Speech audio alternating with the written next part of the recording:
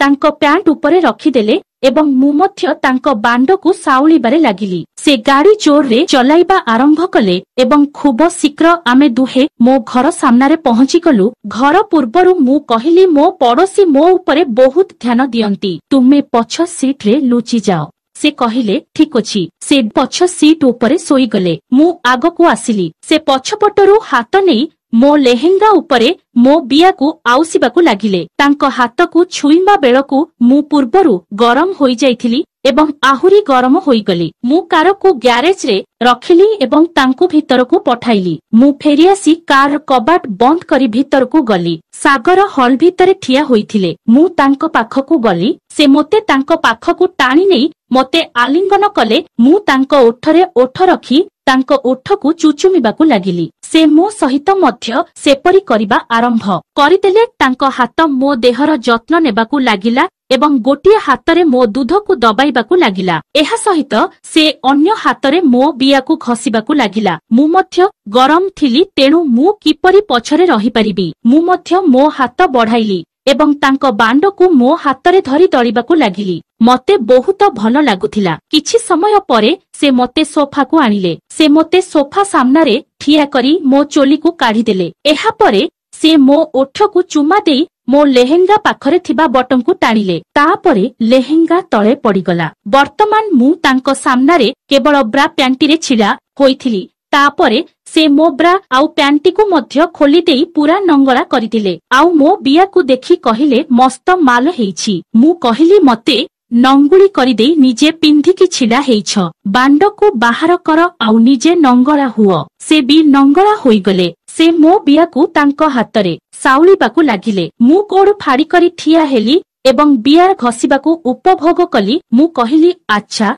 तुमे बहुत भल करुछ। से कहिले एबे मोते कुह तुमे केउठारे करिबो। एठारे सोफारे ना बेद्रे। ठीक सेतिकी बेले मो स्वामी मते कॉल कले। पचारिले तुमे घर को आसिलणी। मु कहिली ह। जेतेबेले से फोन रे चुंबन देले मु सागरंकु चुंबन देली एवं इशारा कली जे तांको टिके अपेक्षा करिबाकु पड़िबो। से मो दूधकु दबाइबा आरंभ कले। मो स्वामींको सह मजा करी मु सागरंको सहित सोइबा घरे प्रवेश कली। मु मो स्वामींकु कहिबाकु लागिली एबे तुमे सोइबाकु जाओ, मते निद लागिलानी। सागर मते बेड उपरे पकाई कहिले तुमे एपरी जिनिस किए तुमको छाड़िबो। से मो देहर जत्न नेबा आरंभ करी मो गोड़कु फाड़ीबेले। से मो बियाकु मेला करी ता उपरे ओठ लगाई मो दूधकु दुई हातरे दबाइबा आरंभ कले। से मो दूधकु नखरे घसिबाकु लागिले। मु मध्य तांको मुंडकु धरी मो बिया उपरे चापिबाकु लागिली। मु मो हातरे तांको ठिया होइथिबा बांडकु हलाइबा आरंभ कली। से तांको बांडकु मो बिया खालरे घसिबाकु लागिले। मु एक समयरे